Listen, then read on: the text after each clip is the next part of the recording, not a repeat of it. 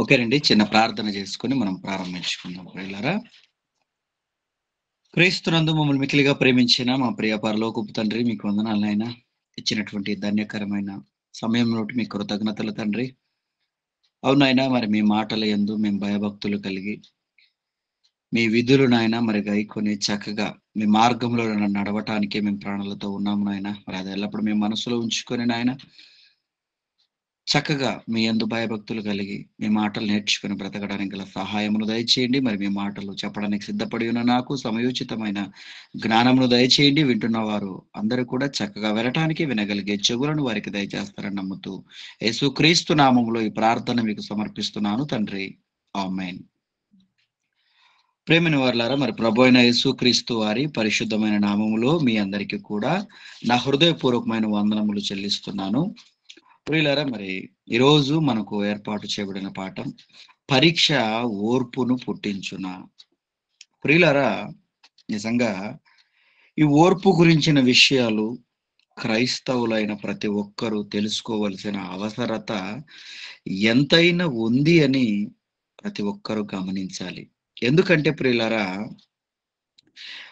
ప్రతి మనిషిలో ఈ ఓర్పు అనేది లేకపోవటం చేత ఎన్నో అనర్థాలు కుటుంబంలో, సంఘములో, సమాజంలో చోటు చేసుకున్నాయని చెప్పవచ్చు. నిజంగానండి, ఓర్పు లేకపోవడం బట్టి విశ్వాసములో నుండి తొలగిపోయిన వారు కొంతమందైతే, తమ జీవితాలను నాశనం చేసుకున్న వాళ్ళు ఇంకా చాలా మంది అని మనం చెప్పాలి. ఇదిగో, ఓర్పు లేక, సహనము లేక భార్యను ఏదో అనటం, ఆవిడ వెళ్ళి ఏదో ఒక అఘాయిత్యానికి పాల్పడటం, లేదా భర్తను ఏమో ఒక మాట అనటం, అతను వెళ్ళి ఏదో చేసేసుకోవటం. నిజంగా కుటుంబ కలహాలు, ఏమండి ఊరి తగాదాలు, ఏమండి ప్రాంతీయ తగాదాలు, ఇవన్నీ ఎందుకు జరుగుతున్నాయ్యా అంటే, ఏమండి వీటి వెనకాల ఒకటుంది. అది మనిషిలో ఓర్పు అనేది లేకపోవడం బట్టి. నిజమండి. ఈ ఓర్పు విషయం గురించి గనక మనం ఆలోచిస్తే, నువ్వు ఓర్పును సహించిన వాడవైతే, నువ్వు ఓర్పును జయించిన వాడవైతే, నిజంగానండి నీ జీవితం బంగారుమయమవుతుంది. నిజంగానండి, బైబిల్‌లో దేవుడు ఓర్పును గురించిన విషయాలు చాలా చెప్పాడు. ముఖ్యంగా ఒక మాట మనం చూద్దాం చూడండి ఈ సమయంలో. ప్రసంగి గ్రంథము 10వ అధ్యాయము 4వ మాటను ఒకసారి చదువుకుందాం ప్రియులారా. అందరూ తీయండి. వీలైన వాళ్ళు వీడియో ఆన్ చేసుకోండి. ఒకవేళ పర్లేదంటే ఓకే. కానీ వీలైనంత వరకు వీడియో ఆన్ చేయటానికి ప్రయత్నించండి. ప్రసంగి గ్రంథము 10వ అధ్యాయము 4వ వచనాన్ని ఒకసారి చదువుకుందాం ప్రియులారా. ప్రసంగి గ్రంథము 10వ అధ్యాయము 4వ వచనాన్ని గనక మనం ఒకసారి చదువుకుంటే ప్రియులారా. ఏలువాడు హ్మ్. నీ మీద కోపపడిన ఎడ్ల నీ ఉద్యోగం నుండి నీవు తొలగిపోకుము. ఓర్పు గొప్ప ద్రోహకారములు జరగకుండా చేయును. ఇక్కడ చూడండి, ఓర్పట గొప్ప ద్రోహ కార్యములు జరగకుండా చేయును. ఏమండి ఈరోజు ఎన్నో ద్రోహ కార్యాలు దేవునికి, ఏమండి బాధ అంటే దేవునికి బాధనిచ్చే పనులు, లేదంటే దేవుని కంట కన్నీళ్లు రప్పించే పనులు మనుషులు ఎందుకయ్యా చేస్తున్నారంటే, వాళ్ళలో ఓర్పు లేదు. ఏమండి ఈ ద్రోహ కార్యాలన్నీ దేనిని బట్టి జరుగుతున్నాయి? తొందరపాటు కదండి. అని ఆవేశంలో ఒక మాట అన్నానండి. ఆవేశంలో ఎన్నో తప్పుడు నిర్ణయాలను తీసుకోవటం మనం చూస్తుంటాం. ఏమండి అన్యులు ఒకవేళ వాక్యం తెలియని వాళ్ళు అని అనుకుంటే ఏదో అనుకోవచ్చు, కానీ వాక్యం తెలిసిన వాళ్ళు, క్రైస్తవులుగా పిలువబడుతున్న వాళ్ళలో కూడా ఓర్పు లేకపోవటం నిజంగా చూస్తున్నప్పుడు వీళ్ళేం క్రైస్తవులండి అని అనిపిస్తది ప్రియులారా. ఎందుకంటే క్రైస్తవుడిగా నువ్వు ఓర్చుకోలేవా? క్రైస్తవుడిగా నీలో సహనం ఎందుకు లేదు? ఏంటయ్యా నువ్వు నేర్చుకున్నది క్రీస్తు దగ్గర? ఏమండి? ఏంటయ్యా నువ్వు బైబిల్ పట్టుకున్నటువంటి నువ్వు ఏం చేస్తున్నావు సమాజంలోకి నువ్వు వెళ్ళి? నిన్ను చూసి సమాజం ఏం నేర్చుకుంటుంది? ఏవండి? నిన్ను చూసిన వాళ్ళు నువ్వొక పత్రిక అవ్వాలని, నువ్వే ఒక క్రీస్తు పత్రికై ఉండాలని, నీ జీవితాన్ని చూసిన వాళ్ళు, అయ్యో! అతనిలాగా నేనుండాలండి, ఆ కుటుంబంలా మేముండాలండి అని అనుకోవాలే గాని, ఈరోజు మన కుటుంబాలెలా ఉన్నాయి మీరు చెప్పండి? క్రైస్తవులుగా క్రైస్తవ కుటుంబాలెలా ఉన్నాయి జెప్పండి? బయట వాళ్ళ కుటుంబాలలో జగడములు ఎలాగైతే ఉన్నాయో, మన కుటుంబములలో కూడా జగడములు లేకపోలేదు. ఏవండీ మన కుటుంబముల్లో కూడా ఏవండీ సమాధానం లేకుండా, మనశ్శాంతనేది లేకుండా, బుర్ర పాడు చేసుకొని ఉన్నవాళ్ళు కూడా లేకపోలేదు ప్రియులారా. మరి ఇలా ఉండడానికి గల కారణం ఏంటంటే, మనలో ఓర్పు నశించింది. అందుకనే ఓర్పుండాలని దేవుడు కోరుకుంటున్నాడు. ఓర్పు రావాలనే ప్రియులారా, ఆయన మన మీద ఎన్ని ప్రయోగాలు చేస్తున్నాడో మీరు ఈరోజు నేర్చుకుంటారు కొన్ని మాటలు. ఏవండి? ఓర్పనేది మనలో ఉండాలి. ఆ ఓర్పనే దాన్ని మనం కోల్పోవటం వలన ఎన్నో అనర్థాలు జరుగుతాయి. అందుకనే నాయన మీలో ఓర్పుండాలి. ఆ ఓర్పు గనక లేకపోతే చాలా ద్రోహ కార్యాలు మీరు చేసిన వాళ్ళుగా ఉంటారు. చేసేవాళ్ళుగా మీరు ఉంటారని దేవుడు చెప్తున్నాడు. ఏవండి? ఇక నిజంగా ఓర్పు విషయంలోకి మనం వెళితే, ఈ ఓర్పు గురించి మన మన పాఠానికి సంబంధించి ఏమంటే ఒక రిఫరెన్స్ మనం చూసుకుందాం. యాకోబు రాసిన పత్రిక మొదటి అధ్యాయము 2వ మాటను మనం చదివితే ఏవండి యాకోబు రాసిన పత్రిక మొదటి అధ్యాయము 2వ వచనములో నా సహోదరులారా, హ్మ్. మీ విశ్వాసమునకు కలుగు పరీక్ష ఓర్పును పుట్టించునని ఎరిగి, మీరు నానా విధములైన శోధనలలో పడినప్పుడు అది మహా ఆనందమని ఎంచుకొనుడి. ఏవండి ఇక్కడ ఈ వ్రాయబడిన మాటను మీరు బాగా వినాలి. ఏవండి? మీ విశ్వాసమునకు కలుగు పరీక్ష అంటే విశ్వాసానికి పరీక్ష కలుగుతుందా? మీ విశ్వాసాన్ని చెక్ చేయటానికి, పరీక్షించటానికి దేవుడు నిజంగా మీరు ఎంతవరకు నన్ను నమ్ముకున్నారు అని దేవుడు పరీక్ష పెట్టుతున్నట్టుగా ఇక్కడ కనపడతది చూడండి. మరి ఆ పరీక్ష పెడుతున్నప్పుడు, మీ ఓర్పును దేవుడు పరీక్షిస్తున్నప్పుడు, ఆ ఓర్పులో ఎంతవరకు మనం సహనం కలిగి ఓర్చుకునేవారుగా ఉన్నాం మీరు చెప్పండి. ఏవండీ శ్రమలొచ్చినాయనుకోండి, కష్టాలొచ్చాయనుకోండి, ఇబ్బందులు ఇవన్నీ నిజంగా వచ్చినప్పుడు, ఇవి నానా శోధనల్లో మనల్ని పడవేసినప్పుడు, అది మహానందమని నిజంగా ఎంచుకునే వాళ్ళముగా ఉన్నామా? అయ్యగారు మా కొరకు ప్రార్థన చేయండి. మేము కష్టాల్లో ఉన్నామని చెప్పుకునే వాళ్ళముగా ఉన్నాం మీరు చెప్పండి. ఏవండీ? నిజంగానండి ఇక్కడ వ్రాయబడుతున్న మాటను మనం ఒకసారి ఆలోచిస్తుంటే, మీకు కష్టాలొచ్చినప్పుడు ఆనందపడండి అంటున్నాడు. ఏంటయ్యా ఆనందం? అసలు ఎలా వస్తది కష్టాల్లో ఉన్నప్పుడు ఆనందం అసలు? ఏవండీ?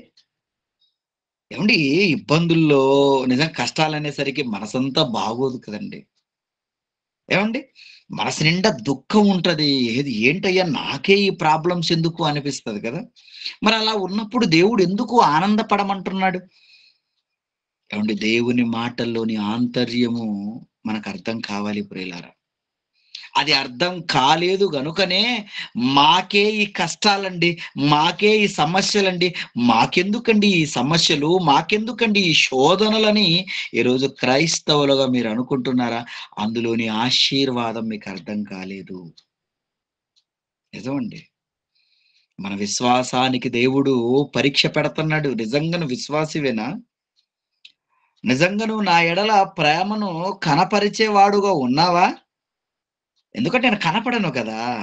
కనపడే వాళ్ళ మీద ప్రేమ నువ్వెలా కుమ్మరిస్తావో తెలుసు. అతనున్నప్పుడు ఒకలాగా ప్రేమను కనపరుస్తావు. అతను లేనప్పుడు ప్రేమను నువ్వు ఒకలాగా కనపరుస్తావు. మరి దేవుడు? ఆయన కనపడడు గదా! మరి కనపడని అతని యందు ప్రేమ నువ్వు ఎలా కనపరుస్తావు? ఏదో నమ్ముకున్నానని చెప్పుకుంటావు. నమ్ముకున్నానని చెప్పుకున్న నువ్వు, ఇప్పుడు అతను ఎలా నిన్ను సర్టిఫై చేయాలి మీరు జెప్పండి? మిమ్మల్ని ఎలా ఇతను నా కొడుకు అని ఎలా అతన్ని తీసుకోమంటారు మీరు చెప్పండి?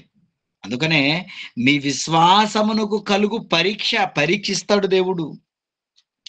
ఆ పరీక్షలో మనం నెగ్గిన వాళ్ళముగా ఉన్నామా? నెగ్గే వాళ్ళముగా మనం ఉన్నామా?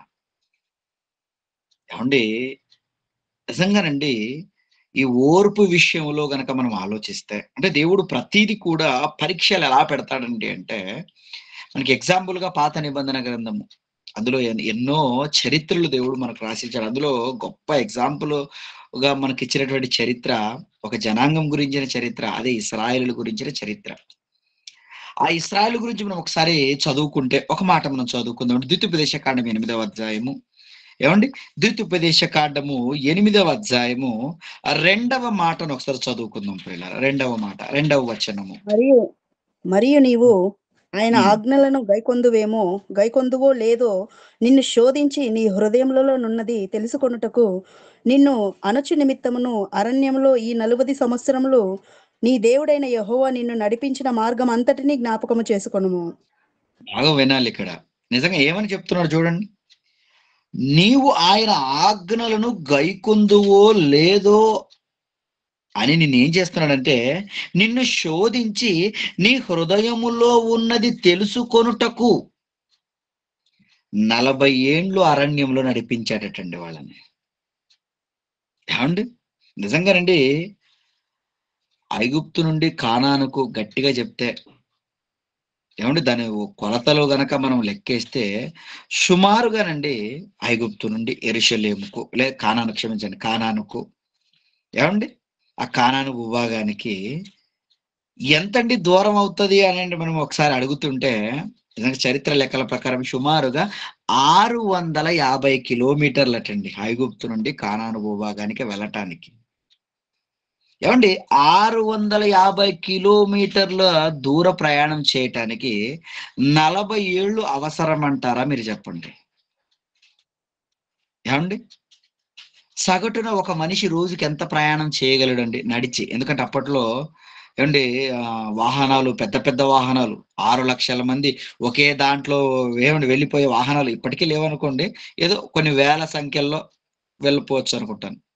ఏవండీ ట్రైన్‌లలో. మరి లక్షల మంది 6,00,000 మంది కాల్బలమే 6,00,000 మంది.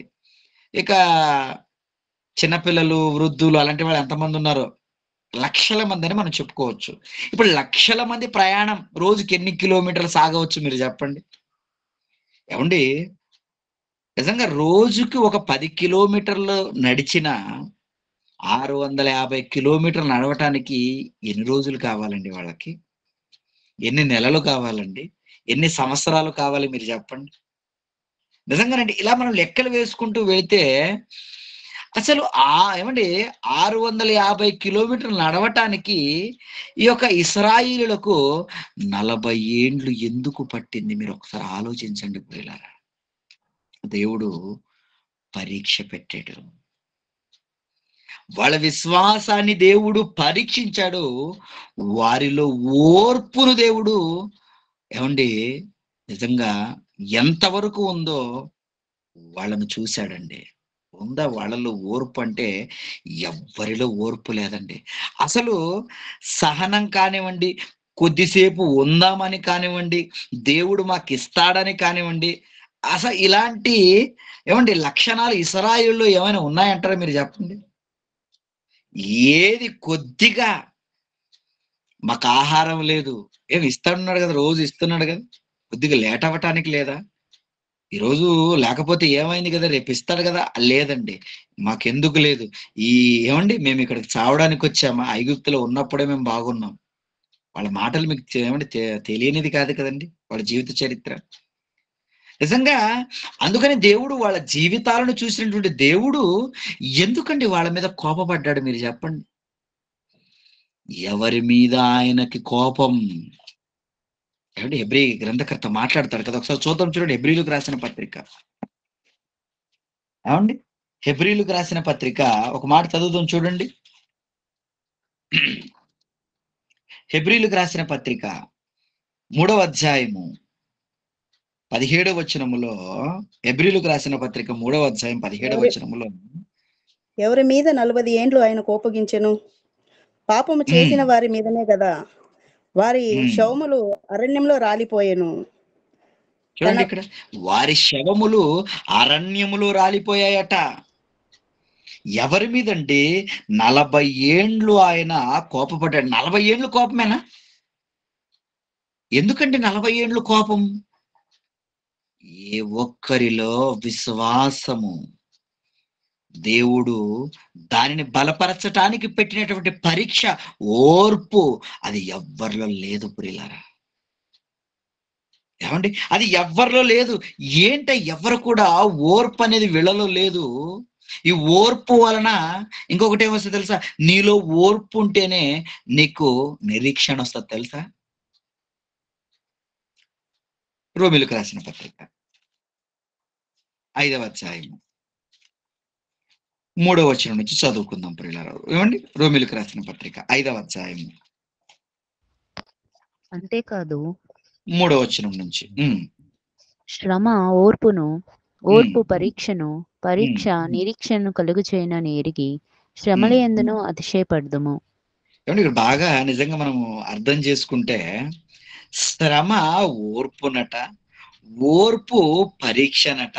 ఆ పరీక్ష అంటే ఓర్పు అంటే దేవుడు ఏ ఓర్పునైతే టెస్ట్ చేయడానికి మనకు పరీక్ష పెట్టాడో, ఆ పరీక్ష వలన నిరీక్షణ వస్తదట.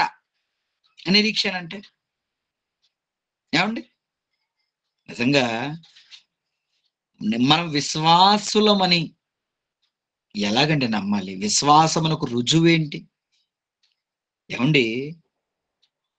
అదృశ్యమైనది ఉన్నవనుటకు రుజువు అన్నాడు దేవుడు. విశ్వాసం అనే దానికి డెఫినేషన్ దేవుడు చెప్తూ, నాకేదో జరిగిందండి కనుక నా జీవితంలో జరిగింది గనుక నేను నమ్ముతాను. ఏమండి? నా కుటుంబంలో నా కళ్ళ ముందే జరిగిందండి గనుక నమ్ముతాను నువ్వు అంటావా? అయితే నీది విశ్వాసం కాదు, నీది నమ్మకం కాదు. దేవుడు కనపడడు. అయినా నువ్వు నమ్మగలుగుతున్నావా? యేసుక్రీస్తుని మనం చూడలేదండి. ఏమండి? ఆయన మన కొరకు బలయ్యాడని ఈ గ్రంథములో వ్రాయబడినటువంటి మాటలు బట్టి మనం నమ్ముతున్నాం కదా! ఆయన మాటను బట్టి. అంతే కదండీ! వినుట క్రీస్తును గూర్చిన మాట వలన విశ్వాసం నీకు కలుగునని చెప్పాడు కదా! ఇప్పుడు ఆ మాటలను బట్టి నువ్వు నమ్మావా? చూడలేదు, నువ్వు నమ్మావా? అది నిజంగా నమ్మకం అండి. అలాంటి నమ్మకం కలిగినటువంటి నువ్వు నిజంగా ఆ నమ్మకంతో ముందుకు వెళుతున్నప్పుడు, ఈ జీవితం దేవునికి అంకితం నువ్వు చేస్తున్నప్పుడు, దేవుని ఇష్టానుసారంగా నువ్వు బ్రతుకుతున్నప్పుడు, ఆ దేవుడు నీకు గొప్ప ఈవి అంటే పరలోకాన్ని నీకిస్తాడన్న నమ్మకం నీకుందా? ఏమంటే ఆ నిరీక్షణ నీకుందా? దాన్ని నిరీక్షణ అంటారు. ఎదురు చూడటం, వేచి ఉండటం, దేవుడు నాకిస్తానని అనుకోవటం నువ్వు. ఏమండి? దేవుడు ఇస్తాడు. మరణం తర్వాత నాకొక అద్భుతమైన జీవితం, చావే లేనటువంటి ఒక నిత్య జీవం నాకొస్తది. ఆ లోకం కొరకు నేను ఎదురు చూసేవాడిగా నేను ఉన్నాను అని నీకు నిజంగా ఆ విశ్వాసము, ఆ నిరీక్షణ ఇవన్నీ నీకున్నాయంటారా? ఉంటే ఈ లోకములో ప్రియులారా ఎలాంటి సమస్య వచ్చినా మీరు పడిపోరు. మీ కుటుంబంలో సమస్యలు ఉండవు. మీ కుటుంబంలో గొడవలు ఉండవు. ఎందుకో తెలుసా? ఈ లోకమంతా వ్యర్థమని నీకు అర్థమవుతది కదా! ఏవండి? ఈ లోకం నాది కాదని గ్రంథం చదువుతున్న నీకు, గ్రంథములో మాటలు విన్న నీకు, ఈ లోకం అంతా నటన అని నీకు అర్థమైపోతది కదా! ఆల్రెడీ అర్థమైంది. అర్థమైనా మన జీవితాల్లో మార్పుండదు. ఎందుకు? చనిపోయిన తర్వాత ఉందో లేదో ఎవరు చూసారు? కనుక ఈ లోకంలోని దేవుడా నాకు మంచి ఆరోగ్యాన్నివ్వు. ఈ లోకంలోని దేవుడా నాకు ఆస్తి, ఐశ్వర్యం, కోర్టు సమస్యలు, ఇబ్బందులు అవి ఇవి. వీటి కొరకేనా? ఇంక మరణం తర్వాత ఏది కావాలని నువ్వు అనుకోవటం లేదా? దాని కొరకు ఏం కష్టపడటం లేదా? ఏవండి? ఆరోగ్యంగా ఉండటం మంచిదే. మనకు ఆరోగ్యాన్ని దేవుడు ఇవ్వటం మంచిదే. నువ్వు ఆరోగ్యం కావాలని కోరుకో, తప్పులేదు. కానీ ఈ ఆరోగ్యం దేవుని కొరకు వినియోగించకపోతే తప్పు తెలుసా? పౌలంటాడు, నా శరీరం నిలిచి ఉందంటే అది మిమ్మును బట్టే. మరి అవసరం. దేనికోసం తెలుసా నేను ప్రాణాలతో ఉండాలి? వాక్యం ప్రకటించటానికే, దేవుని కొరకు ఈ శరీరాన్ని నలపటానికే ఇది నిలబడాలి. అందుకే కావాలా ఈ ఆరోగ్యం. ఇలా దేవుణ్ణి అడిగేవాళ్ళు ఎవరైనా ఉన్నారా ప్రియులారా? ఏవండి? ఇంకా తండ్రి కూతురుకు పెళ్లి చేయలేదు. దయచేసి నన్ను ఉంచండి. ఏవండి? ఇంకా కొడుకు ఉద్యోగం రాలేదు. దయచేసి ఉంచండి. ఉద్యోగాల కొరకు, సెటిల్ అవ్వటం కొరకు నేను ఇంకా సెటిల్ అవ్వలేదు గనక సెటిల్ అయ్యేంత వరకు ఉంచండి. సెటిల్ అయిపోయిన తర్వాత తీసేయమని అర్థము? ప్రియులారా, మనకున్నటువంటి ఓర్పు ఎలాంటి ఓర్పు మీరు చెప్పండి? దేవుని కొరకు నిజంగా నిజాయితీగా యేసుక్రీస్తు మార్గములో మనం వెళుతున్నప్పుడు లోకములో శోధనలు ఎన్నో వస్తాయి. వీటిని మనం పట్టించుకునే వారముగా ఉన్నామా? ఏవండి? లేకపోతే ఎవరో ఏదో అన్నారని, ఏవండి? చిన్న చిన్న విషయాలను పెద్దగా చేసుకొని ఇంట్లో నెమ్మది లేకుండా ఓర్పును, ఏవండి, అసలు ఆ ఓర్పు అనేది నాలో ఉండాలనేది మరిచిపోయి సహనం కోల్పోయిన వాడుగా, అంటే ఓర్పును కోల్పోయిన వాడుగా ఈరోజు ఎంతో మంది జీవితాలలో ప్రియులారా ఎన్నో కష్టాలను కొని తెచ్చుకుంటున్నారు. ఎన్ని ఇబ్బందులొచ్చినా మీరు నిరీక్షణ కలిగి ఉండండి ప్రియులారా. అబ్రహామును దేవుడు పిలిచాడు, నాయనా రా. ఏంటయ్యా? నిన్ను గొప్ప జనాంగంగా చేసేస్తాను. అబ్బా! ఎంత బావుందండి మాట. గొప్ప జనాంగంగానా? ఓకే నాన్న, వచ్చేస్తాను నేను. ఇదిగో నువ్వు ఎక్కడికి వెళ్ళమంటావు నాయన? అది గూడా అడగను నాయన. నీ మాటను బట్టి నేను బయలుదేరిపోయానంతే. పిల్లల్ని, బంధువుల్ని, తనకు సంబంధించిన వాళ్ళందరిని తీసుకొని బయలుదేరిపోతాడు కదండీ! నిజంగా అలా బయలుదేరేప్పుడు అతనికి ఎక్కడికి వెళ్ళాలో కూడా తెలీదండి. బయలుదేరిపోయాడు ఆ మాటను బట్టి. ఎంత విశ్వాసం అండి దేవుని మాట అంటే. అలా బయలుదేరి నిజంగా సుమారుగా ఏమండి, అబ్రహాం గారికి 75 ఏళ్ళప్పుడు దేవుడు పిలుపొందుకుంటే, నాయన గొప్ప జనాంగంగా చేస్తాను. ఇదిగో నాయన ఒకసారి బయటికి రా, ఈ గుడారంలో నుంచి బయటికి రా. ఏంటయ్యా? ఆకాశాన్ని చూడు, నక్షత్రాలను చూడు. చూస్తున్నానయ్యా. లెక్కపెట్టు. అయ్యో! అది ఎలా అవుతుందయ్యా? అంతమంది పిల్లలొస్తారయ్యా నీకనుకున్నాడు. ఏవండీ, మరి వచ్చారా? సంవత్సరం చూశాడు, 2 సంవత్సరాలు చూశాడు, 3 సంవత్సరాలు చూశాడు. ఎక్కడా? పిల్లలు మాత్రం కలగటం లేదండి. ఇందులో ఓర్పు లేని ఘటం ఏవండీ, అతనికి ఇవ్వబడింది. ఆవిడే శారమ్మ. ఆవిడకి ఓర్పు నశించింది ప్రియులారా. ఇదేంటండి, దేవుడు ఆకాశాన్ని చూపించి పిల్లలు అంతమంది వస్తారని చెప్పి ఒకరు కూడా కాలేదు. కనుక మీరు ఏం చేస్తారంటే, నేను ఒక ఆవిడని ఏర్పాటు చేశాను మీ కొరకు. ఇదిగో హాగర్ దగ్గరికి వెళ్ళు నాయన. ఏవండీ, హాగర్ దగ్గరికి వెళ్ళండి అని భర్తకు ఒక ఆఫర్ ఇచ్చిందండి. మరి ఇతనేమైనా ఓర్పుతో ఉన్నాడంటే, చూడగానే ఇతని ఓర్పు నశించిపోయిందండి ఇతనికి. ముందుగానే అరేబియన్ కదండీ! తెల్లగా అరేబియన్లు తెల్లగా బావుంటారు గదండీ! మొత్తానికి ఇతను గూడా ఓర్పును నశించిన వాడుగా మనకు కనపడతాడు. ఎందుకంటే వెళ్ళిపోయాడు కదండీ ఆవిడతోటి. ఏవండీ, ఆ ఓర్పుతో గనక వాళ్ళు ఉండి ఉంటే, ఈరోజు 2 జనాంగాల మధ్య యుద్ధాలు, జగడములు ఉండేవే, మీరొకసారి ఆలోచించండి. ఏవండీ? ఇష్మాయేలు సంతతికి ఈరోజు, ఏవండీ, ఒక యూదుల సంతతికి, యూదా జనాంగానికి, ఇశ్రాయేలుల జనాంగానికి ఎందుకండి ఆ గొడవలు? ఏవండీ? ఆ గొడవ ఎందుకండి ఈ గొడవలన్నప్పుడు అది ఎక్కడి నుంచి ప్రారంభమైంది మీరు జెప్పండి? ఇదిగో ప్రారంభములో ఓర్పు నశించటాన్ని బట్టి. దేవుడిచ్చినటువంటి వాగ్దానాన్ని వాళ్ళు నిజంగా అంగీకరించిన వాళ్ళుగా ఓర్చుకుని ఉంటే, అయినా దేవుడు వాళ్ళని క్షమించేసాడు. నాయన, ఈవిడ వల్ల కాదు మీకు పిల్లలు. ఇస్సాకు వలనైనదే ఆశీర్వాదింపబడతదని దేవుడు చెప్పాడు. వెంటనే మళ్ళీ అబ్రహాం గారికి, నాయన అలాగే ఉండు, మీకే ఇస్తాను పిల్లలన్నాడు. అలా ఓర్చుకున్నాడు. ఓర్పుతో ఉన్నాడు ప్రియులారా. ఎంత ఓర్పు అంటే అబ్రహాం గారికి ఉన్నటువంటి ఓర్పు. ఆ ఓర్పు వలన నిజంగా ఆయన గెలిచాడండి. ఆయన విశ్వాసానికి ఎప్పుడైతే దేవుడు పరీక్ష పెట్టాడో, ఆ పరీక్ష వలన ఆయన గెలిచాడు. ఇచ్చేసాడు కొడుకును. అవును నాయన. నిజంగా 25 ఏండ్లు ఎదురు చూస్తే, నిజంగా నా గర్భములో శారమ్మకు నాకు కొడుకునిచ్చావా? నీకు ధన్యవాదాలయ్యా! అని నిజంగా దేవుడికి కృతజ్ఞతలు తెలిపి అల్లారు ముద్దుగా పెంచుకుంటున్నాడు కొడుకుని. మళ్ళీ దేవుడు ఓర్పును పరీక్షించాడండి. ఇప్పుడు ఎంతవరకు ఇతను మళ్ళీ ఈ పరీక్షలో నెగ్గుతాడు? ఏంటా పరీక్ష? కొడుకును బలివ్వమనటం. మళ్ళీ సహనాన్ని ఎక్కడ కోల్పోలేదు ప్రియులారా. దేవుడి మాటను ఎక్కడ ధిక్కరించలేదండి. ఎంత కష్టం అండి. కొడుకును బలివ్వడం అంటే అది ఓర్చుకోగలరా మీరు చెప్పండి? మనం ఆరోగ్యం బాలేకపోతేనే ఓర్చుకోలేం. ఏంటయ్యా నాకే సమస్య అని ఒకలా చూస్తాం. ఒకలా మనసు పెడతాం. కొడుకులకు బాలేకపోయినా, కూతుర్లకు బాలేకపోయినా, ఇంట్లో సమస్యలున్నా దేవుడనేవాడు ఉన్నాడా? డౌటొచ్చేస్తుంటది అప్పుడప్పుడు గదండీ కొన్ని సమస్యలొచ్చేసరికి. కానీ అబ్రహాం గారి పరిస్థితి చూసినప్పుడు ప్రియులారా, ఆయనలో ఎంత ఓర్పుంటే, ఆ ఒక మనస్సు రావచ్చు మీరు చెప్పండి. వెళ్ళిపోయాడండి. ఏవండీ గాడిద మీద కట్టెలు తీసుకొని, కొడుకుని తీసుకొని వెళ్ళిపోయాడు పని వాళ్ళని తీసుకొని. ఏవండీ హోరేబు కొండ మీదకి దగ్గరికి వెళ్ళిపోయాడు కదండీ! నిజంగా ఆ కొండ దగ్గరికి వెళ్ళిపోగానే పని వాళ్ళ కింద ఉంచాడు. పైకెళ్ళిపోయాడు. కొడుకుని బలివ్వడానికి సిద్ధపడి కత్తిచ్చి ఏవండీ చెయ్యి పైకెత్తాడు గదండీ కత్తి తీసుకొని. ఇంక దేవుడు వండరండి. నాన్న నువ్వు గెలిచావు నాన్న. నీ ఓర్పు నిజంగా నీ ఓర్పు నిన్ను గెలిపించింది. ఏంటి ఆ ఓర్పు నీలో? ఆయనకున్నటువంటి ఓర్పు ఏంటో తెలుసా? నా దేవుడు నాకిస్తాడన్న నిరీక్షణ, ఆ పట్టుదల ఆయనకుంది. మృతులను సహితము లేపుటకు శక్తిమంతుడు. ఆ దేవుడు. ఒకవేళ నా కొడుకుని నేను చంపేస్తానా? మళ్ళీ నాకు అదే ఇస్సాకును బతికిస్తాడు దేవుడు. ఏవండీ? నిజంగా అంటే ఇదెందుకు మనం ఆలోచిస్తున్నామంటే, ఓర్పనేది మనలో ఉంటే ఎలాంటి పనైనా చేయగలుగుతామండి. ఏవండీ? కంపెనీలకి మీరెళ్తున్నారు. ఇక మన మన మన వరకొస్తే ఎన్నో అంటుంటాడు. ఏవండీ? జీతాలిస్తున్నాడు కదండీ! పడాలండి అంటారు కదండీ! ఓహో!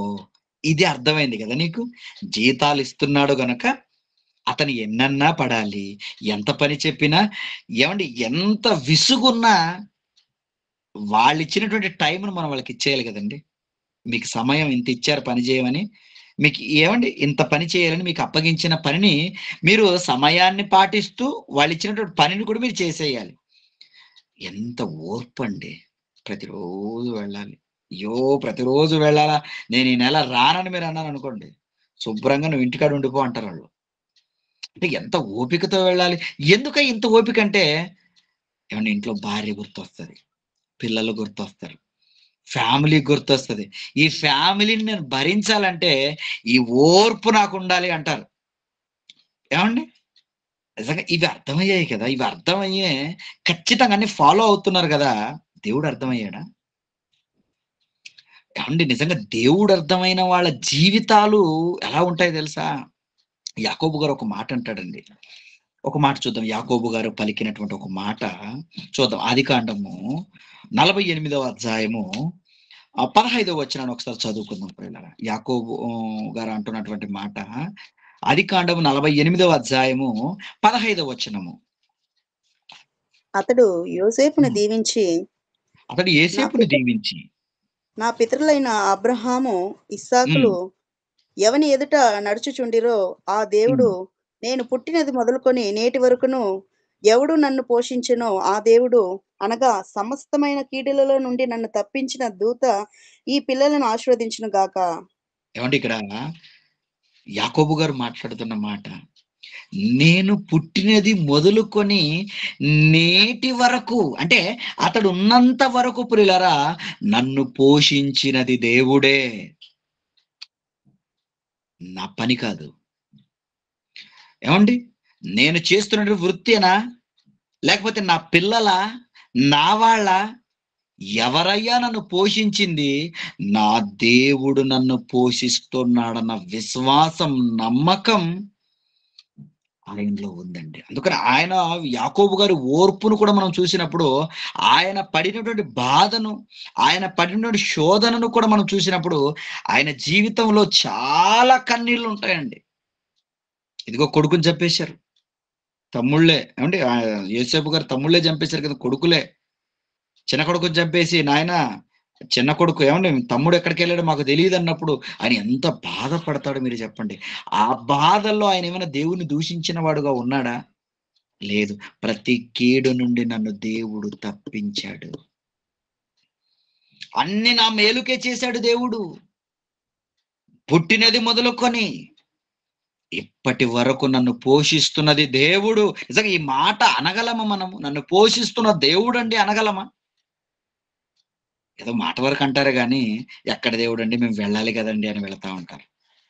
ఓకే. వెళ్ళాలి. కానీ మీకు ఆరోగ్యాన్ని, ఆయుష్నిచ్చింది దేవుడు. అది తన కొరకు బ్రతకమని అని మర్చిపోకండి. తన ఇష్టాన్ని నెరవేర్చటంలో నువ్వు మొదటి స్థానం అతనికే ఇవ్వాలని మర్చిపోకండి ప్రియులారా. కానీ అతనికి తప్ప అందరికి ఇచ్చేస్తారు సమయాన్ని. ఏమండి? అన్ని విషయాలలో ఈరోజు అణిగిమణిగి అణుచుకొని ఉంటున్నాడు గానీ, దేవుని విషయంలో మాత్రం ప్రియులారా ఓర్చుకోలేకపోతున్నాడు. చిన్న చిన్న మిస్టేక్స్ చేసి వాటిని పెద్దవిగా చేసేసుకుంటున్నాడు మనిషి. కానీ దేవుడు అంటున్నాడు, నాయనా మీ జీవితాలకు నేను పరీక్ష పెడతాను. మీ విశ్వాసాన్ని నేను పరీక్షిస్తాను. మరి ఆ పరీక్షలో మీరు నెగ్గుతారా? నా ఎడల విశ్వాసం ఉంటే మీరు నెగ్గుతారు. నా మీద నమ్మకం లేదు గదా మీకు. అందుకనే ఈరోజు క్రైస్తవ జీవితాల్లో చూడండి, దేవుని యందు విశ్వాసం ఉందని చెప్పుకుంటారు. కానీ ఎలాంటి విశ్వాసం? ఇప్పుడు ప్రార్థన చేస్తే ఈ వారంలో జరగాలది.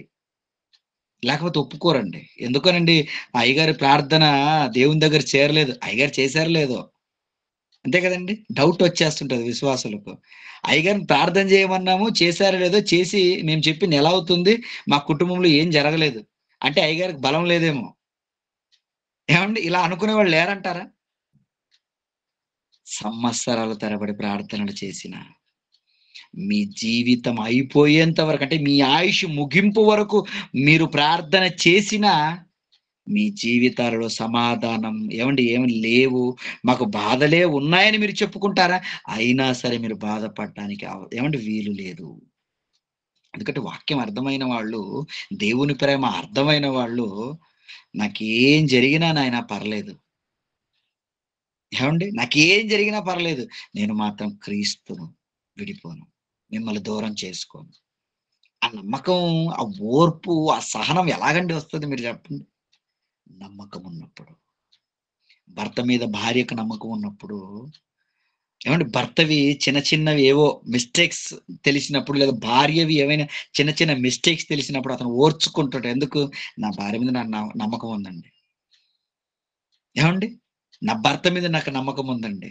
అతను ఇప్పుడు ఇలా మాట్లాడాడంటే ఏదో టెన్షన్స్‌లో ఉంటాడులే అనుకుంటది భార్య ఓర్చుకుంటూ. ఓర్పు లేకుండా వెళ్ళిపోయిందనుకోండి. ఎలా ఉంటది పరిస్థితి? గందరగోళంగా ఉంటది. ప్రియులారా, మన విశ్వాస జీవితంలో ముందుకు వెళతా ఉన్నప్పుడు అపవాదనేవాడు మనల్ని కోరుకొని మనల్ని జల్లెడ వేస్తాడండి. వాడు జల్లెడ వేసేటప్పుడు నిజంగా మన జీవితాలు గనక ఓర్పు లేకుండా పడిపోయేవాళ్ళుగా మనం ఉన్నామనుకోండి, నీ సంగతి అంతే. పడిపోతాం మనం ఖచ్చితంగా. ఓర్చుకునే వాళ్ళుగా ఉన్నామా, గెలుస్తావు నువ్వు. నిలబడతాం మనం. అదే క్రీస్తులో మనకు కనపడతది. అదే అపోస్తలులో మనకు కనపడతది. ఎందుకండి క్రీస్తులో అంత ఓర్పు? ఎదుటి వాళ్ళు కొట్టినా ఓర్చుకున్నాడా? మరి మనకెందుకు ఆ ఓర్పు లేదు? మనకు కొట్టే వరకు అవసరం లేదు. ఛీ! అంటేనే మనకు ఒకలా పెద్దలాగా అయిపోతది గదండీ! ఎవరైనా ఛీ అన్నారనుకోండి, ఎలా ఉంటది మన పరిస్థితి? నన్నే ఛీ అంటాడా? నన్నే అంత మాట అంటాడా? పౌరుషం ఉట్టి పడుతుంటది గదా! ఎందుకండి అంత పౌరుషం? మరి క్రీస్తుకు లేదా పౌరుషం? ఇది పౌరుషం అనుకుంటే పొరపాటు. ఇది బలహీనత. గమనించాలి ప్రతి ఒక్కరు. ఉప్పు, కారం తిన్న తర్వాత మాకు పౌరుషం లేదేంటండి? మాకు మాత్రం కోపం రాదా అని అనుకుంటారా? కోపం కాదు నాయనా అది. తొందరపడి నిర్ణయాలు తీసుకునే వాళ్ళందరికీ మాకు పౌరుషం ఉంది గనక మేము ఏదేదో చేసేస్తున్నాం అనుకుంటే పొరపాటు. అది బలహీనత. మీరు బలవంతులు కావాలి. మనలో ఉన్న బలహీనత ఎంతలా చేస్తదంటే సంఘం నుండి విడదీస్తది. భార్య భర్తల నుండి దూరం చేస్తది. భార్య భర్తకు దూరమైపోతాడు. అలాగే భార్య భర్తకు. నిజంగా వీళ్ళిద్దరి గురించి మనం ఆలోచిస్తే, ఎందుకంటే వీళ్ళలో గొడవలంటే ఓపికలు లేవు ప్రియులారా. అంటే అనిందిలేండి, భార్యనే కదా! ఆవిడేదో ఇంట్లో చాలా పనులు గదండీ! ఏదో తెలియక అన్నదిలే, క్షమించేసి. అలాగే భర్త ఎన్నో టెన్షన్స్ ఏదో అంటుంటాడు. నోరును కాస్త అదుపులో పెట్టుకోలేవా? మాట పెరిగి, గొడవలకు దారి తీసి, కేసుల దాకా వెళ్ళిపోయి, విడాకుల వరకొచ్చిన కుటుంబాలు ఎన్ని లేవు మీరు చెప్పండి. దీనికి అంతటి కారణం ఓపిక లేదు. ఓర్పు నశించింది. ఒకసారి క్రీస్తును చూడండి. ఏంటండి ఆయనలో ఉన్న ఓర్పు? ఏమండి ఎదుటి వాళ్ళు తిండిపోతున్నారండి. ఏమండి ఎప్పుడు తినేవాడా చెప్పండి? క్రీస్తు వచ్చిన వాళ్ళకు పెట్టాడే గాని ఏమండి తినేవాడా మీరు చెప్పండి ఆయన? ఈ తిండిపోతేని మనల్ని అన్నారనుకోండి, నేను తినడం నువ్వెప్పుడు చూసావురా అని మనం ఎదురు మాట్లాడతాం కదండీ! అంతేనా? మన మాట ఎలా ఉంటది? మన మాట తీరు? నేను తినటం నువ్వు చూసావా? నీ ఇంట్లో ఎంత తిన్నాను నేను అంటాం మనం. ఆ మాట మనం అంటే. ఏవండీ క్రీస్తును తిండిబోతన్నా అలా ఉండిపోయాడు అంటే త్రాగుబోతన్నాడు. ఇతను పాపుల మధ్య తిరుగుతున్నాడేంటి అని అవహేళనగా ఏవండీ ఆయన్నన్నప్పుడు పిచ్చి పట్టిందండి అన్నారు. మతి చలించింది అన్నారాయనకి. ఆయన ఎన్ని మాటలన్నప్పటికీ ఆయనలో ఉన్న ఆ గుణం ఏంటండి? దాన్నే అంటారు శీలము. ఏమంటారు దాన్ని? శీలము. శీలం అంటే ఏంటి? గుణం. దేవుడేం చేస్తాడో తెలుసా? నీ శీలాన్ని పరీక్షిస్తాడు. నీ గుణాన్ని పరీక్షిస్తాడు. నీలో ఓర్పెంతుంది. అదే మనం చదువుకున్నాం కదా! రోమీయులకు రాసిన పత్రికలో చదవండి ఒకసారి. రోమీయులకు రాసిన పత్రిక 5వ అధ్యాయము ఏవండీ రోమీయులకు రాసిన పత్రిక 5వ అధ్యాయం 3వ వచనం నుంచి మరొకసారి చదువుకుందాం చూడండి ఆ మాట. అంతేకాదు శ్రమ అంతే ఓర్పును, హ్మ్. ఓర్పు పరీక్షను, పరీక్ష హ్మ్. నిరీక్షణను కలుగజేయనని ఎరిగి శ్రమల యందు అతిశయపడదుము.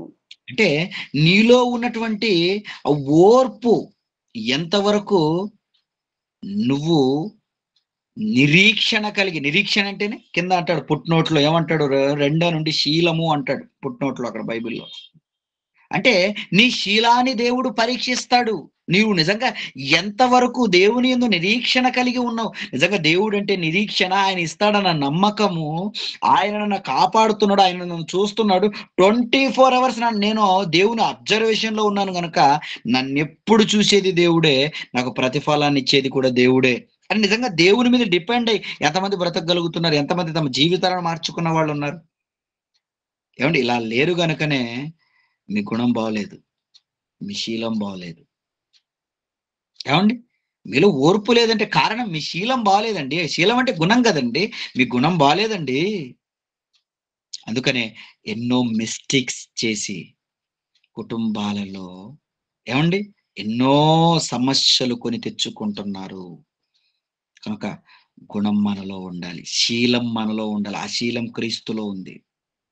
అందుకని ఆయన జీవితం చూడండి. కొట్టిన వాళ్ళ కొరకు ప్రార్థన చేయమనటం ఏంటండి? ఏవండీ? హింసించిన వాళ్ళ కోసం ప్రార్థన చెయ్యండి మీరని శిష్యులకు నేర్పడం ఏంటండి? నిజంగానండి. ఆ జీవితం యేసుక్రీస్తుల వారి జీవితం మనం చూసినప్పుడు, ఆ గుణం మనలోకి రావాలండి. ఆ శీలం మనలోకి రావాలండి. ఆ నిరీక్షణ మనలోకి రావాలండి. దేవుని మీద ఎంత నమ్మకమండి ఆయనకు. మన కంపెనీ వాడి మీద నమ్మకం ఉంటది మనకు. ఏవండీ?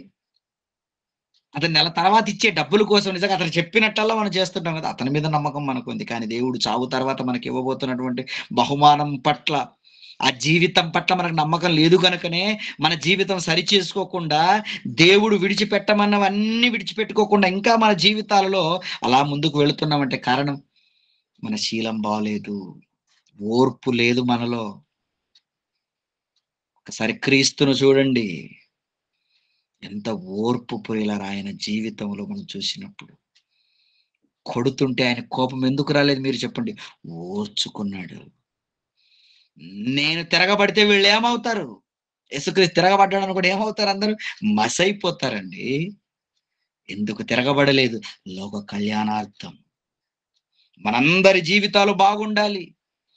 మనమందరం నవ్వుతూ ఉండాలి. కనుక నేనిప్పుడు ఓర్చుకోవాలి. ప్రియులారా ఇది మీకు అర్థమైతే మన విశ్వాస జీవితంలో ఎన్నో సమస్యలు, ఎన్నో కష్టాలు అపవాది మనకు కలిగిస్తది. దేవుడిని అడుగుతాడు. దేవుని దగ్గర పర్మిషన్ తీసుకొని కూడా వస్తాడు మళ్ళీ. మీరు, మీరు ఇంకేదో అనుకోకండి. దేవుడు చూడటం లేదు. దేవుడు కళ్ళు మూసుకున్నాడు. ఇవేవి అనుకోకండి. దేవుడు చూసే ఇస్తాడు అవకాశం తెలుసా మీకు? దేవుడి పర్మిషన్ లేకుండా ఏం జరగదు. ఏవండీ? ఆయన చెయ్యనిదే పట్టణంలో ఏదైనా ఉపద్రవం కలుగునా అంటాడు ప్రవక్త. అంటే ఆయన ద్వారానే ఆయనకి చెప్పే చేసింది అపవాది. నిజంగా మన జీవితంలో ఎన్నో పరీక్షలండి. ఆ పరీక్షలలో మనకుండవలసింది ఓర్పు ప్రియులారా. ఆ ఓర్పు గనక మనకుంటే నిజంగా మనం గెలుస్తామండి. ఆ ఓర్పు లేకే ఇశ్రాయేలీయులు అరణ్యములో ఏమైపోయారు? సంహరింపబడ్డారు. కొరింథీయులకు రాసిన మొదటి పత్రిక 10వ అధ్యాయము 5వ వచనములో మనం చదువుకుంటే, అరణ్యములో సంహరింపబడిరి అని అక్కడ మనం చదువుకుంటాం ప్రియులారా. అరణ్యములో సంహరింపబడ్డారా? ఎందుకయ్యా అరణ్యములో? ఓర్పు లేదయ్యా వాళ్ళకి. చూశారు, నా కార్యాలను బాగా కళ్ళారా చూశారు వాళ్ళు. 40 ఏండ్లు తిన్నారయ్యా వాళ్ళు. ఏమండి, ఎండ దెబ్బ తగలకుండా మేఘం వాళ్ళకి అడ్డుగా పెట్టానే. ఆ కృతజ్ఞత వలన ఏమండి కొంచెం ఓర్చుకోలేదా? రాత్రిపూట అరణ్యం కదండి, అరణ్యంలో ప్రయాణం కదండి. రాత్రిపూట ఎలాంటి ఇబ్బంది కలగకుండా అగ్నిస్తంభం వాళ్ళకు పెడితే, ఈ కార్యాలన్నీ చూసిన వాళ్ళలో ఎంత ఓర్పు రావాలి, ఎంత సహనం రావాలి, నేనంటే ఎంత భక్తి రావాలి వాళ్ళకు. కానీ ఏ ఒక్కరిలో భక్తి లేదు. ఏ ఒక్కరిలో భక్తి లేదు. ఇదిగో మేము కానానికి వెళ్ళిపోతే అక్కడ చచ్చిపోతాము. అక్కడ వాళ్ళు చాలా బలవంతులు. అంతే కదా, ఇద్దరు సాక్ష్యాన్ని అంగీకరించలేదండి వాళ్ళు. కాలేబు, యెహోషువ చెప్పారు. దేవుడి సాక్ష్యం చెప్పారు. అయ్యా, ఆ కానాను భూభాగం, దేవుడు ఇస్తున్నటువంటి కానాను భూభాగం ఎంత అద్భుతమైనదో తెలుసా? చాలా అద్భుతమైనది. అక్కడ నిజంగా అది నేల సారవంతమైనది. ఎంత సారవంతమైనది చెప్పటానికి ఒక ద్రాక్ష గెల కూడా మోసుకొని వచ్చారండి. ఒక ద్రాక్ష గెల ఇద్దరు మోసుకొని వచ్చారటండి. ఎంత సారవంతమైన నేల అది. ఇంత సారవంత చూడండి, అది గొప్పదండి. అలాంటి దేశాన్ని దేవుడు మనకిస్తున్నాడంటే చాలా అద్భుతం అండి అని వాళ్ళు చెబుతుంటే, ఇలా వాళ్ళు ఎలా ఉన్నారు? ఇక పనికి మాలిన వాళ్ళు మిగతా వాళ్ళు ఉన్నారు 10 మంది. అబద్ధపు మాటలు మాట్లాడారు. మరి నమ్మారా? నమ్మారండి. నమ్మి రాత్రంతా రోజంతా ఏడ్చుకుంటూ కూర్చుంటున్నారు. అయ్యో, మాకు ఆ ఊరొద్దు, ఏమొద్దు, దేవుడు మమ్మల్ని కాపాడతాడో లేదో. అరే, తెలీదా దేవుడు కాపాడింది? కళ్ళారా చూడలేదా? ఏంటి ఐగుప్తులో జరిగినటువంటి ఆ అద్భుతాలు, ఫరో ఎదుట చేయబడినటువంటి అద్భుతాలు, వీళ్ళ కుటుంబంలో జరిగినటువంటి అద్భుతాలు. ఏ ఒక్కరు కూడా వాటిని మనసులో ఉంచుకొని ఓర్చుకొని ఉండాలి కదా అనుకోలేదండి. కోపపడ్డాడు దేవుడు. నాన్న, వీళ్ళందరిని చంపేయి. ఆ ఇద్దరు, ఆ యెహోషువ, కాలేబు తప్ప మిగతా వాళ్ళందరినీ దేవుడు నాశనం చేసేసాడు. అందుకనే ఐగుప్తులో నుండి బయలుదేరిన ఆ కాల్బలం అంతా చచ్చిపోయింది. ఐగుప్తు దేశం నుండి కానాను భూభాగంలో బయలుదేరే వరకు చచ్చిపోయారు. మిగతా వాళ్ళ సంతతి మాత్రం మిగిలిందండి. నిజంగా ఇలా ఎందుకు రాల్చేశాడు మీరు చెప్పండి అంటే, వాళ్ళల్లో ఓర్పు నశించింది కనుక. మీలో కూడా మీ శీలం ఎలా ఉంది? ఓర్పు వలన కలిగేటువంటి నిరీక్షణ.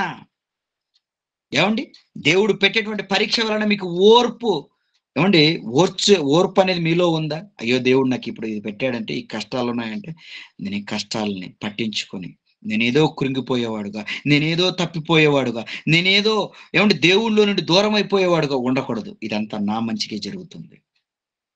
ఇది నన్ను బలపరచడానికే జరుగుతుంది. నా విశ్వాసానికి కలిగేటువంటి ఈ పరీక్ష నా జీవితాన్ని ఏమండి గొప్ప చేయటానికే ఉంది అని ఎవరికైనా ఆలోచించగలుగుతున్నారా? ఆలోచించాలి ప్రియులారా. అందుకనే మీ విశ్వాసమునకు కలుగు పరీక్ష మీరు ఓర్చుకోవటం వలన మీకు విజయం లభిస్తది.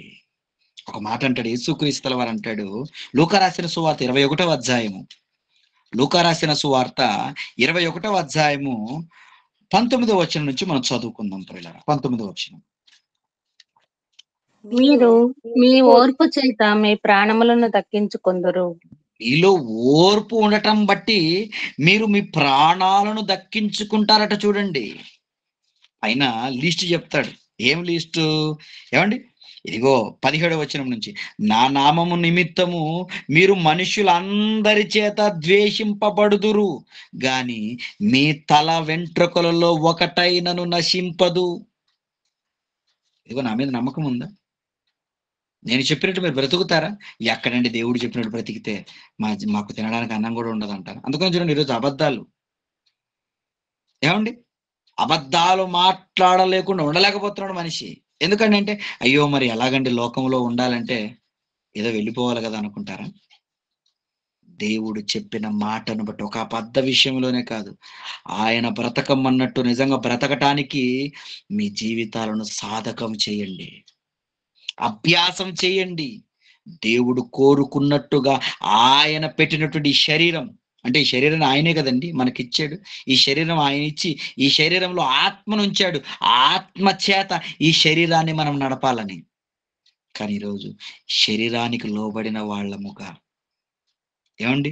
చిన్న చిన్న ఆశలకు లోపడి, ఓర్చుకోక జీవితాలను బలి చేసుకుంటున్న వాళ్ళు ఎంతో మందిముగా ఈరోజు మనం ఉన్నాము.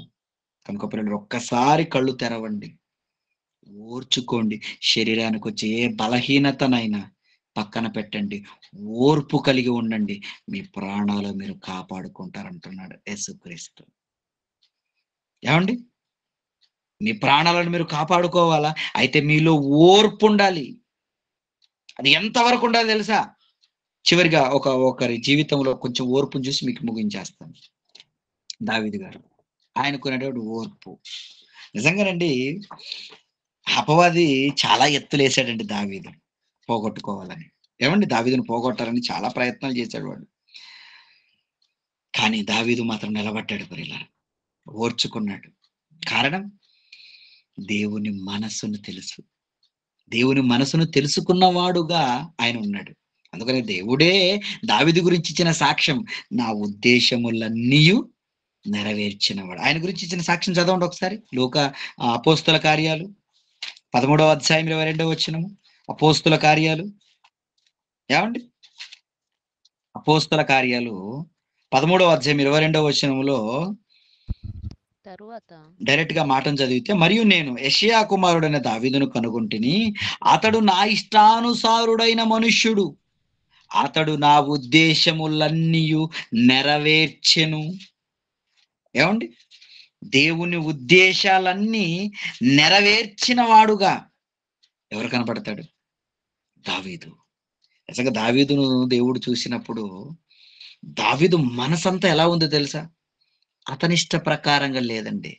దేవుని ఇష్ట ప్రకారంగా ఉంది. అందుకనే దేవుడు ఈ మాట కాదని మొదటి సమూయేలు గ్రంథం 13వ అధ్యాయము 14వ వచనంలో గనుక మీరు చదువుకున్నట్లయితే, నా చిత్తానుసారమైన మనుష్యుని నేను కనుగొని ఉన్నాను అంటాడు చూడండి అక్కడ. మనకు ఎలాంటి చిత్తం ఉంటది? మన కుటుంబాన్ని ఎరిగినటువంటి మనసు మనకు ఉంటది కదండి. మన కుటుంబంలో ఉన్న వాళ్ళ మనసు, ఇదిగో నా భార్య చిత్తం నాకు తెలుసు. నా భార్యకి ఏమి ఇష్టం, నా భర్తకి ఏమి ఇష్టం, నా పిల్లలకి ఏమి ఇష్టం, ఏమండి పలానా వాళ్ళకి ఏమి ఇష్టం, ఈ ఇష్టాలన్నీ మనం తెలుసుకొని వాళ్ళ ఇష్టాల కోసం మనం పని చేయడం జరుగుతుంది. కానీ దావీదు దేవుని చిత్తానుసారమైన మనస్సు, నిజంగా ఇలాంటి మనస్సు కలిగిన వాడు ప్రియులారా నిజంగా దావీదు. అందుకని దేవుడు నా ఇష్టానుసారుడైన మనుష్యుడు అన్నాడు. అతనిలో ఓర్పును మనం పసిగట్టినప్పుడు, ఒక రాజు కదండి అతను, అతని ఏమండి అతని బలం గురించి మనం ఒకసారి ఆలోచిస్తుంటే, అతని పరాక్రమం గురించి ఒకసారి ఆలోచిస్తుంటే, ఎంతటి పరాక్రమము కలిగిన వాడండి అతను. చాలా బలం కలిగిన వాడు కదా. ఇదిగో సౌలు 1000 కొలది, దావీదు 10,000 కొలది అన్నారు. అంతే, దావీదు 10,000 మందిని కూడా మట్టు పెట్టగలడు. ఆయన కత్తి పట్టాడంటే అంతే, ఆయన ముందు ఎవ్వరైనా సరే గడగడలాడాల్సిందే. అలాంటి గొప్ప వీరుడు, శూరుడు. ఇప్పుడు అలాంటి ఆయనకు ఒక సమస్య, నిజంగా ఆ సమస్యను ఆయన ఎలా ఓర్చుకున్నాడో మన బైబిల్లో చదువుకున్నప్పుడు నిజంగా ఆశ్చర్యం అవుతుంటది. ఒకడు ఉన్నాడు, ఏమండి? షిమి. అతడు నిజంగా దావీదును ఎలా మాట్లాడుతున్నాడో ఒకసారి బైబిల్లో 2వ సమూయేలు గ్రంథం ఒకసారి చూద్దాం ప్రియులారా. 2వ సమూయేలు గ్రంథము 16వ అధ్యాయము. 2వ సమూయేలు గ్రంథము 16వ అధ్యాయము. ఏమండి? 2వ సమూయేలు గ్రంథం 16వ అధ్యాయము 6వ వచనాన్ని ఒకసారి చదువుకుందాం ప్రియులారా. 6వ వచనం. జనులందరూ, బలాఢ్యులందరూ మనుష్యులందరూ దావీదు ఇరు పార్శ్వముల నుండగా రాజైన దావీదు మీదను అతని సేవకులందరి మీదను రాళ్లు రువ్వుచు వచ్చెను. ఈ షిమ్మి నరహంతకుడా, దుర్మార్గుడా, చీపో చీపో, నీ వేల వలనని నీవు వెళ్ళగొట్టిన సౌలు ఇంటి వారి హత్యను యెహోవా నీ మీదికి రప్పించి యెహోవా కుమారుడైన అబ్షాలోము చేతికి రాజ్యమును అప్పగించి ఉన్నాడు. నీవు నరహంతకుడు గనుకనే ఈ మోసములో నీవు చిక్కుబడి ఉన్నావని చెప్పి రాజును శపింపగా సెరియా ఇక్కడ కుమారుడైన రాజును శపించడం మనం చూస్తుంటాం. చీపో చీపో, నరహంతకుడా. నిజంగా ఈ మాటలు ఎలా ఉంటాయి మీరు చెప్పండి? ఒక రాజండి, తను అధికారంలో లేనివాడు కాడు. నిజంగా ఒక చిన్న ప్రెస్టేజ్ మనకుంటేనే, ఎవరైనా ఏదైనా అంటేనే నన్నే అంటాడా అన్న ఫీలింగ్ మనలో ఉంటది. అంతే కదండి. ఎవరో ఒకరు ఒక మాట అంటే మనం ఎంత ఫీల్ అవుతాం, నన్నే అంటాడా అనే ఫీలింగ్ మనకు వస్తుంది కదండి. ఇప్పుడు రాజు మాట పడుతున్నాడు. ఆయనలో ఉన్నటువంటి ఓర్పును గనక మనం ఒకసారి ఆలోచిస్తే, పక్కన ఉన్న వాళ్ళు ఎలా ఉన్నారు? పక్కన ఉన్న వాళ్ళు ఇరు పార్శ్వములో ఉండు వాళ్ళు బలాఢ్యులు. అందులో సెరియా కుమారులు. సెరియా ఇదిగో దావీదు గారి అక్క. నిజంగా ఈ సెరియా కుమారులు ఎప్పుడు కూడా దావీదు గారు వెనువెంటే అతని మీద ఈగ కూడా వాలకుండా చూసుకుంటున్నారు అతన్ని. ఎందుకంటే అతనికి సెక్యూరిటీగా, ఒక మాటలో చెప్పాలంటే ఏమండి, అతని చుట్టే ఉన్నారు. ఆజ్ఞ ప్రభు, ఈ కుక్క నిన్నింత మాట అంటదా? ఒక్కసారి నువ్వు ఆజ్ఞాపించు, తల తీసుకుని వచ్చి నీ పాదాల ముందు పెడతాను, ఛేదించేస్తాను. ఆజ్ఞ ప్రభు అన్నాడు. నిజంగా సిరియు కుమారులారా, సమాధానంగా ఉండండి. వాడు నన్ను అంటున్నాడా? వాడలా అంటున్నాడంటే దేవుని అనుమతి లేనిదే అనడు. ఆ మాట చూడండి ఒకసారి, అక్కడ రాయబడుతున్న మాట 11వ వచనం. అభిషేతో తన సేవకులందరితో పలికినదేమనగా, నా కడుపును పుట్టిన నా కుమారుడు నా ప్రాణం తీయుచూచుండగా ఈ బెన్యామీనుడు ఈ ప్రకారం చేయుట ఏమి ఆశ్చర్యము?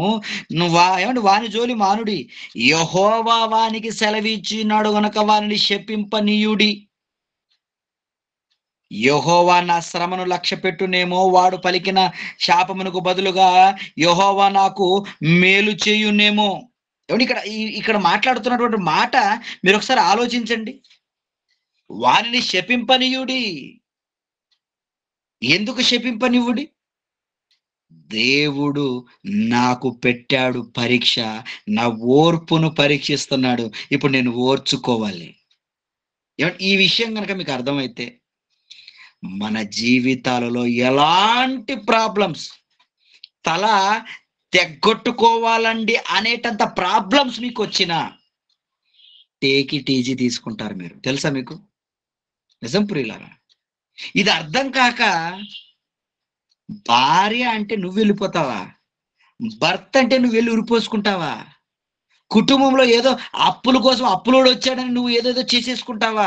కుటుంబం ఏమంటే ఆత్మహత్య చేసుకున్నట్లుగా నిజంగా ఎన్నో పేపర్లో చదువుతుంటావు. కుటుంబం కుటుంబమే. ఎందుకయ్యా అప్పులోడు వచ్చాడు అంటాడు?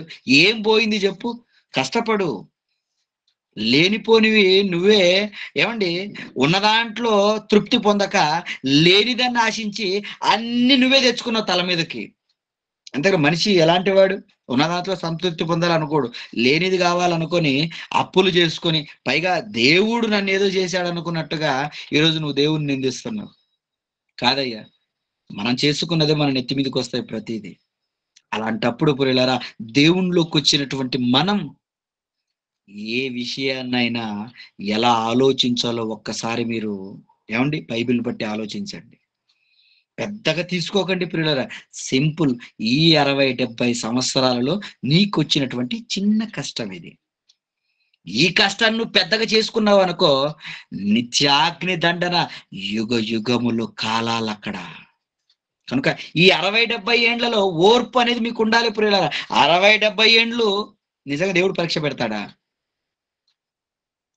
నిజంగా సాధారణంగా మనము ఓర్చుకోగలిగేటంత కష్టమే దేవుడు పెడతాడు, కానీ నువ్వు మొయ్యలేని బరువు నీకు పెట్టడయ్యా. ఎంత మంచి దేవుడు తెలుసా దేవుడు? చాలా మంచి దేవుడు అండి. అంత గొప్ప తండ్రి నిజంగా మనకు అర్థమైపోయాడు. ఎందుకు ఎన్నిక లేని మనకు ఆయన మాటలు వినపడుతున్నాయంటే, ఈ గొప్ప భాగ్యాన్ని ఎవరు పోగొట్టుకోకండి. ఈ భాగ్యాన్ని ఎవరు విడిచిపెట్టి ఈ మాటల్ని ఏమంటే పక్కన పెట్టి మళ్ళీ లోకంలో కలిసిపోయారు. మిమ్మల్ని ఎవడు బాగు చేయలేడు తర్వాత. శ్రీమంతులకు ఐశ్వర్యవంతులకు లేని భాగ్యం దేవుడు మనకిచ్చాడు. ఏంటి? ఆయన మాటల ద్వారా మన జీవితాలు సరిచేసుకొని గొప్ప చేసుకొని నిజంగా నిత్య జీవానికి మనం వెళ్ళిపోవాలని. ఈ ఓర్పు విషయంలో ప్రియులారా ఒకటే ఆలోచించండి, దేవుడు చేయలేనిది ఏది కూడా మనకు జరగదు. కనుక మీ విశ్వాస జీవితాలలో ఓర్పుతో ముందుకు వెళ్ళండి ప్రియులారా. అలా ఓర్పుతో మనం ముందుకు వెళ్ళిపోవటం వలన మన జీవితం బంగారుమయమవుతుంది. ఓర్పు లేదనుకోండి, మన జీవితాలను మనమే నాశనం చేసుకుంటాం. ఇప్పుడు ఆలోచించండి, యేసుక్రీస్తుని గురించి, అపోస్తలుల గురించి. ఎందుకండి వాళ్ళు తిరగబడలేదు? ఎందుకండి కొడితే కూడా మళ్ళీ వెళ్ళిపోయి సువార్తకు వెళ్ళిపోయారు అపోస్తలులు? రాళ్లతో ఒకటి ఈడ్చారట పౌలు గారిని. మరి ఆయన పౌరుషం లేదా? అమ్మ బాబోయ్, వీళ్ళని చంపేస్తారని పత్రికలు తీసుకుంది ఆయనే. ఏమండి? నిజంగా ఎంతటి భయంకరమైన ఆ పరిస్థితులను నెలకొల్పాడు మీరు చెప్పండి, పౌలు గారు సౌలుగా ఉన్నప్పుడు. అలాంటి ఆయన దేవుని దగ్గరికి వచ్చిన తర్వాత ఏమైంది ఆయన కోపం, ఏమైంది ఆయన ఉద్రేకం, ఏమైంది ఆయనలో ఉండే క్రూరత్వం అణిగింది. ఆయన సింహమైన సంఘంలో గడ్డి మేయాల్సిందే నాయన. ఏమండి? తెలుసు కదండి బైబిల్లో వాక్యాలు. ఎలాంటి క్రూరులైనా సరే, ఎలాంటి కోపోద్రేకములు ఉన్నా సరే, ఎలాంటి బండబూతులు మాట్లాడే నోరైనా సరే, ఇక్కడికి వచ్చిన తర్వాత కంట్రోల్ అయిపోవాల్సిందే. నిజంగానండి, ఈ మాటలు మీకు అర్థమైతే ఓర్పు అనేది మనలోకి రావాలి. ఓర్పు అనేది మనలోకి వచ్చినప్పుడు నిజంగా నువ్వు దేవుని నిజంగా నువ్వు నమ్మి ఉన్నావు, నువ్వు నమ్మకం కలిగి ఉన్నావు. ఓర్పు అనేది ఏమండి మనలో ఉండాలి. అది అందుకనే పరీక్ష ఓర్పును పుట్టిస్తుందట. నీలో గనక దేవుడు పెట్టేటువంటి పరీక్ష ఓర్పును పుట్టిస్తే నీకు వచ్చేటువంటి ఏ శ్రమనైనా నువ్వు ఆనందంతో అనుభవిస్తావు. శ్రమలు వచ్చాయా? అయితే నన్ను ఏదో గొప్పగా చేయటానికే శ్రమలు వచ్చాయి. సొత్తెతో బాగా కొడుతున్నాడు అనుకోండి ఏదైనా ఒక వస్తువుని కొలిమిలో, దానికే ఘనత తీసుకొని వస్తాడు ఎవరు? ఆ కొలిమోడు. మంచి ఆయుధంగా దాన్ని తీర్చిదిద్దుతాడు. ఎక్కడో పడుతుంది అది. ఏమంటే కొట్టబడలేనప్పుడు. మరి కొలిమిలో కొట్టబడిన తర్వాత దాని తీరు, దాని స్థానం మారుతుంది కదా ప్రియులారా. దేవుడు కూడానండి మన స్థానాన్ని మార్చాలనే, మనల్ని గొప్పగా విశ్వాసులుగా తీర్చిదిద్దాలనే ఎన్నో సమస్యలను దేవుడు మన కళ్ళ ముందు పెడతాడు. కానీ ఆయన పగతో కాదండి, ప్రేమతో మన జీవితాలను మార్చాలనే. పిల్లలు కొడతారు ఎందుకు? తల్లిదండ్రులు వాళ్ళ దారిలో రావాలనే కదా, వాళ్ళ భవిష్యత్తు బాగుండాలనే కదా.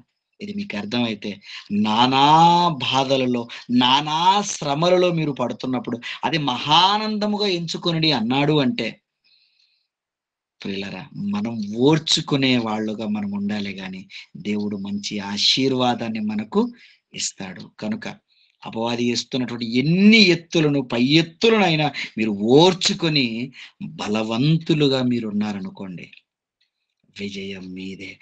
ఓర్చుకోలేరు అనుకోండి, మీరు బలహీనులు, నరకానికి వెళ్ళిపోతారు. కనుక ప్రియులారా, ఓర్పు అనేది గొప్ప ద్రోహ కార్యాలను ఆపుతుంది. గనక ఆ ఓర్పు కలిగిన జీవితాలు క్రైస్తవులందరిగా నిజంగా మనందరికీ ఉండాలి.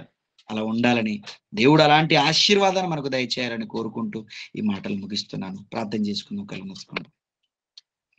మమ్మల్ని ఎంతగానో ప్రేమించినటువంటి మా ప్రియ పరలోకపు తండ్రి, మీకు వందనాలు నాయన. ఇదిగోనైనా ఓర్పు, నిజంగా ఈ ఓర్పు గనక మా జీవితంలో మేము ఉంటే, నిజంగా మీ యందు నిరీక్షణ కలిగి మేము ఉంటాం. మా విశ్వాసానికి కలిగే పరీక్షనైనా మాలో ఓర్పును పుట్టిస్తుందని మేము తెలుసుకుంటే, నిజంగా మేము మీ యందు విశ్వాసం కలిగి ఉంటే మాలో ఖచ్చితంగా ఓర్పు అనేది ఉంటదయ్యా. మాలో ఓర్పు లేదు అంటే మేము కేవలం నామమాత్రంగా పెదవులతో మాత్రం మిమ్మల్ని గణపరిచి మేము నమ్ముకున్నామే కానీ మనస్ఫూర్తిగా మీ విషయాలు తెలుసుకుని మేము నమ్మలేదు.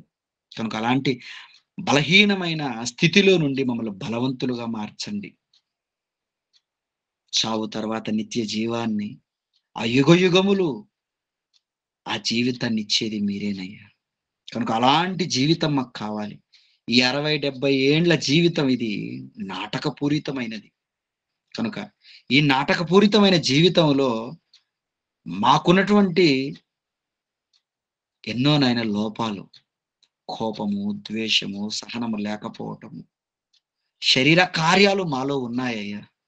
మరి అలాంటి వాటిని మేము కనపరుచుకోకుండా, వాటిని మేము దూరం చేసుకొని, ఆత్మ ఫలాలు అనే వాటిని మేము పెంపొందించటానికి, దీర్ఘశాంతము, దయాళత్వం అని నిజంగా ఈ ఆత్మ ఫలాలు ఏవైతే ఉన్నాయో వాటన్నిటి మేము పెంపొందించడానికి కావలసినటువంటి సహాయమును దయచేయండి. మాలో నిజంగా మాకొచ్చినటువంటి శ్రమలు, మాకొచ్చినటువంటి ఇబ్బందులు ఎన్ని వచ్చినా మిమ్మల్ని నుండి ఏ శ్రమ మీ నుండి, విశ్వాసములో నుండి మీకు దూరంగా మేము ద్రోహ కార్యాలు చేసేదిగా మమ్మల్ని ఉంచకుండా మమ్మల్ని మీరే కాపాడతారని ఆశిస్తూ విన్న మాటలు బట్టి మీకు వందనాలు. అందరూ విన్నారు నాయన. విన్న మాటను వెట్టుమట్టు కాకుండా విని గ్రహించి గొప్ప నిర్ణయాలు తీసుకొని భక్తి మార్గంలో ముందుకు వెళ్ళటానికి కావలసిన సహాయమును దయచేయండి. అందరికీ మంచి ఆరోగ్యాన్ని, మంచి ఆయుష్ని మీరు ఇవ్వండి. ఈ మాటలు వినిపించినటువంటి కుటుంబాన్ని మీరు జ్ఞాపకం చేసుకోండి. మన అయ్యగారిని బట్టి మీకు వందనాలు. అయ్యగారికి మంచి ఆరోగ్యాన్ని ఇవ్వండి. ఇంకా మీ సేవలో ఈ కుటుంబం బలపడటానికి కావలసిన సహాయమును దయచేయండి. యేసుక్రీస్తు నామములో ఈ ప్రార్థన మీకు సమర్పిస్తున్నాను తండ్రి. ఆమేన్.